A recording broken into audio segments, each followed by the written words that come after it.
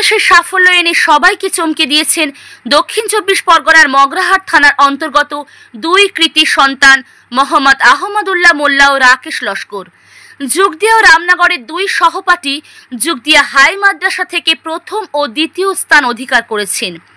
কোরআনী হাফিজ আহমদুল্লাহ 722 নম্বর পেয়ে প্রথম এবং 721 নম্বর পেয়ে দ্বিতীয় হয়েছেন রাকেশ লস্কর। জীবনের বড় পরীক্ষায় দুই বন্ধু স্কুলের টপ পজিশনে আসায় খুশি তাদের পরিবার পরিজন। আহমদুল্লাহ মোল্লার পিতা রাজিউল্লাহ মোল্লা চাষবাসের পাশাপাশি মগরাহাট স্কুল মাঠ মার্কাজের তাবলিগ জামাতের কাজের সঙ্গে যুক্ত। তিনি যেমন তাবলিগ জামাতের মাধ্যমে রাজ্য তথা দেশের বিভিন্ন প্রান্তে গিয়ে ইসলামের প্রচার প্রসারে অংশ নিচ্ছেন, ঠিক তেমনি ছেলেকেও হাফেজে কোরআনের পাশাপাশি সাধারণ শিক্ষায় শিক্ষিত করে তুলছেন। আগামী দিনে উচ্চ মাধ্যমিকে আরও ভালো ফলাফল করুক তার এই কৃতি সন্তান, সেই মতো প্রস্তুতি শুরু করার প্রচেষ্টা করবেন বলে তিনি সংবাদ মাধ্যমকে জানিয়েছেন। আহমদুল্লাহ জানিয়েছেন, মাধ্যমিকে প্রস্তুতির জন্য মাত্র 2-3 ঘন্টা পড়াশোনা করতেন তিনি। অর্থনৈতিক কারণে ভালো গৃহশিক্ষকও ছিল না।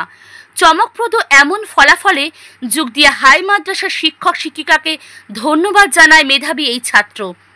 কৃষক ঘরের ছেলে রাকেশ লস্করও তার এই ফলাফলের কৃতজ্ঞতা জানান শিক্ষক শিক্ষিকাদের।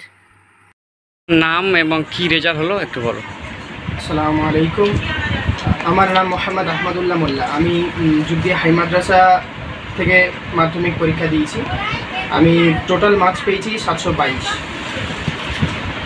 আর আমি হাই মাদ্রাসাতে হাইয়েস্ট এসেছি। সুন্দর রেজাল্ট হয়েছে। দিনে কত ঘন্টা পড়াশোনা তুমি করতে? আমি মানে স্কুল টিউশন বাদে খুব বেশি পড়াশোনা করিনি, যদিও সারাদিনে মোটামুটি গড়ে দেখলে 2-2.5 ঘন্টা প্রতিদিন। আর থাকবো সবসময় সাথে থাকবো। এই যে রেজাল্ট হয়েছে আপনারা কি খুশি? খুব খুশি। আরও খুশি বেশি হতাম যদি টপ 10 হতো। আমার এটা খুব ইচ্ছা ছিল, আশা করা যায় এইচএসে হবে। সেরকম লক্ষ্যে কি আপনারা এগিয়ে যাচ্ছি?